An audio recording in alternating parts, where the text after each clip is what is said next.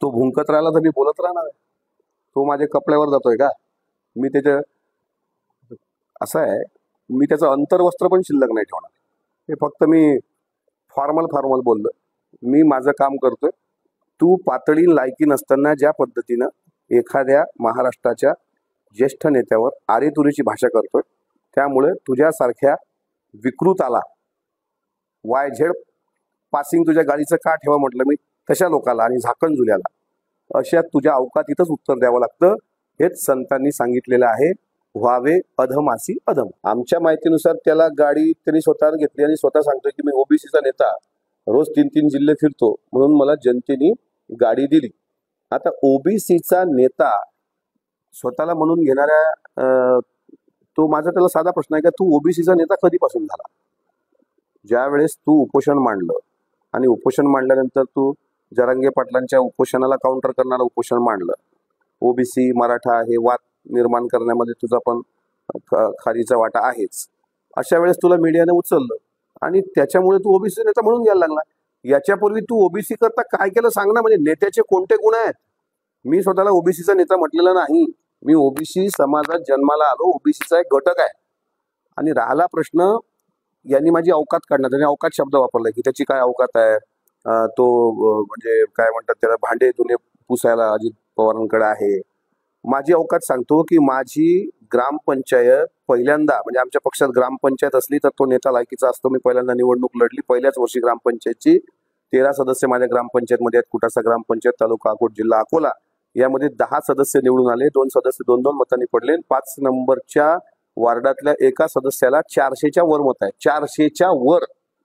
जिल्हा परिषदेमध्ये आम्ही सीट लढवली, पंचायत समितीमध्ये लढवली नाही. जिल्हा परिषदला पहिल्यांदा राष्ट्रवादीचा प्रयोग केला, त्यामध्ये सुद्धा 2127 मतं घेतली. आता 2127 मतं जिल्हा परिषदेच्या पोटनिवडणुकीमध्ये पराभव झाला दुर्दैवानं. आणि 400 मतं फक्त एकाच सदस्याचे, 10 सदस्याचे मी सांगितलेच नाहीत. याचा आकडा घेतला तर तुम्ही 4000च्या वर जाणार. आता ही झाली माझी अवकात. आता तुम्हाला याची अवकात सांगतो, या झाकण झुल्याची. हा 2014-19 अशा 2 विधानसभा आणि 2024ला लोकसभा लढला. तर 2014च्या विधानसभेमध्ये याला 527 मतं मिळाली. 2019च्या विधानसभेमध्ये याला 287 मतं मिळाली. आणि 2024च्या लोकसभेमध्ये याला 5-5.5 हजाराच्या दरम्यानची मतं मिळाली. ही तुझी अवकात. आणि जर 5000 आणि ते 300 एवढीच मतं तुझ्या मागं असतील आणि प्रत्येकाने 1-1 रुपया जरी त्याला गाडीला दिला असं असेल तर 50 लाख होत नाहीत. तुम्ही कॅल्क्युलेशन करा ना. 527 प्लस 287 प्लस 5000 म्हणजे 6000 मतं, 6500 मतं. प्रत्येकानं 10,000 रुपये धरा तरी त्याची किस्ता भरल्या जात नाहीत. शहाणा स्वतःच गाड्या घेतो आणि स्वतःच म्हणतो की मला लोकांनी दिला. हा ओबीसीचा नेता होऊ शकत नाही साहेब. ओबीसीचे नेते, आता हा दुसरा यांनी आरोप काय केला, बोलत चालेल. हा म्हणतोय का बाबा मिटकरी हा साधारणपणे पूर्वीच्या काळात आमदार होण्याच्या पूर्वी गावागावात जाऊन भाषणं देत होता आणि पैसे कमवत होता. ज्या ठिकाणी कीर्तनकार, वक्ते, प्रवक्ते स्वतः जात असतात त्या ठिकाणी लोक त्यांना त्यांचं मानधन देतात. मी शिवशाहू फुले, बाबासाहेब आंबेडकर, अहिल्यामाई होळकर, रमाई जिजाऊ यांचा इतिहास महाराष्ट्रात सांगितला. याची मला लाज नाही वाटत.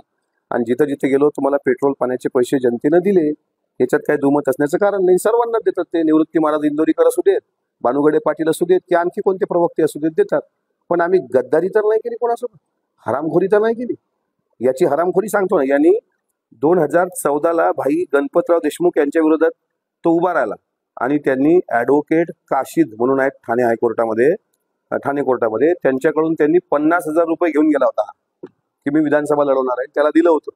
याला 50,000 खर्च करून 527 मतं.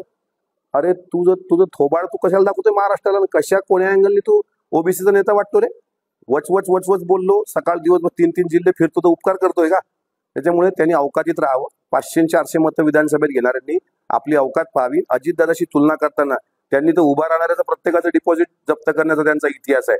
लाखोच्या मतांनी प्रधानमंत्री नरेंद्र मोदीजीनंतर त्यांनी विश्वविक्रमी मतं घेतल्याचा महाराष्ट्रातला इतिहास आहे. अशा व्यक्तीशी तुलना करताना आपली अवकात पाहावी, आपली उंची पाहावी, मग बोलावं. त्याच्यामुळे त्याला जास्त काय भाव देण्याची गरज नाही. त्याची अवकात तेवढीच आहे. आणि म्हणून त्यांनी फक्त 2 प्रश्नाची उत्तर द्यावी. गाडीसाठी कोण्या कोण्या लोकांनी तुला किती किती पैसे दिले, 100, 200, 500 जे काय दिले असतील, म्हणजे मताच्या हिशोबाने. आणि तू केव्हापासून ओबीसी नेता आहेस? मग झालं.